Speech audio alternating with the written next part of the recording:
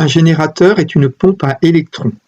Les électrons, en traversant le moteur, le font tourner et en passant dans le filament d'une lampe, la lampe s'allume.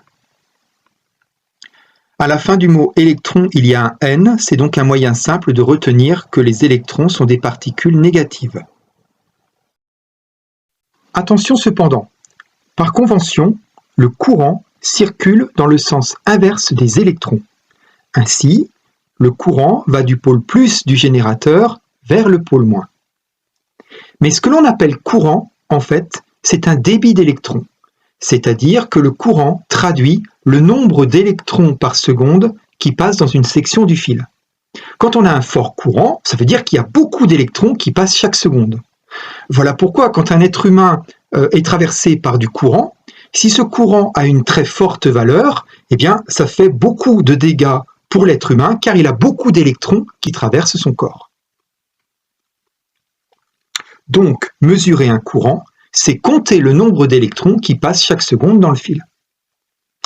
Comme ici, rien ne se perd puisque c'est une boucle fermée, le courant que l'on va mesurer ici va être le même que celui que l'on va mesurer là, et ici, on aura encore la même valeur de courant. C'est un petit peu comme si on avait un tuyau qui était rempli d'eau, eh bien, en tous ces points, le débit d'eau est le même s'il n'y a pas de fuite d'eau dans le circuit. Afin de mesurer le courant qui va circuler dans ce circuit, la première chose à faire, et c'est assez étonnant, c'est de faire un trou dans le circuit.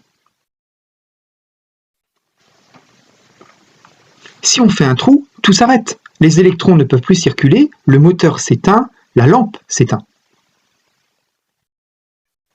Ensuite, on va boucher ce trou avec un ampèremètre. Les électrons peuvent à nouveau circuler, le moteur tourne, la lampe s'allume. Donc l'ampèremètre est traversé par des électrons, il peut ainsi les compter.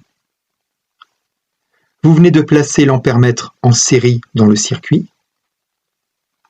Et pour que le fait de placer l'ampèremètre ne perturbe pas le circuit initial, il faut que les électrons puissent passer à travers l'ampèremètre sans être freinés, sans qu'il y ait de résistance électrique.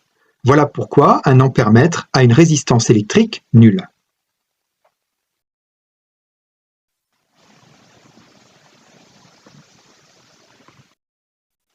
Mais parfois, quand vous remettez l'ampèremètre dans le circuit, rien ne démarre. Le moteur ne tourne plus, la lampe ne s'allume pas. C'est-à-dire que finalement, les électrons ne circulent toujours pas dans le circuit. En fait, vous venez de griller un fusible dans l'ampèremètre. Lorsqu'un ampèremètre a un fusible grillé, il se comporte comme un interrupteur ouvert.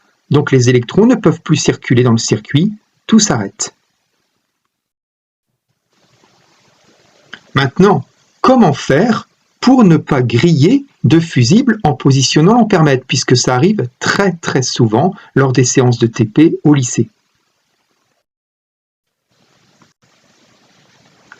Et en fait, pour répondre à cette question, il faut bien comprendre ce qu'est un ampèremètre.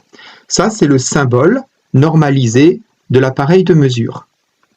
Vous, en TP, vous allez utiliser ceci qui est un multimètre. C'est un appareil qui est capable de faire plusieurs choses, dont ampèremètre.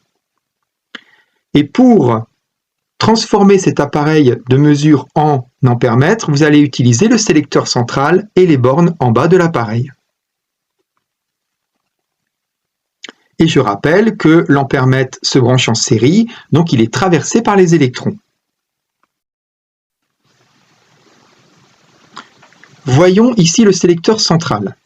On va le positionner, comme beaucoup d'élèves le font, au hasard, en le mettant par exemple sur 4 mA. Et bien sûr, on va utiliser les bornes en bas comme et milliampères pour que cet appareil soit un ampèremètre. On a ici un circuit tout simple composé d'un générateur et d'un moteur. On fait une brèche dans le circuit, tout s'arrête, et on va brancher notre ampèremètre en série pour boucher cette brèche, ce trou dans le circuit. On pense que tout va fonctionner. Malheureusement, là, vous avez grillé un fusible dans l'appareil.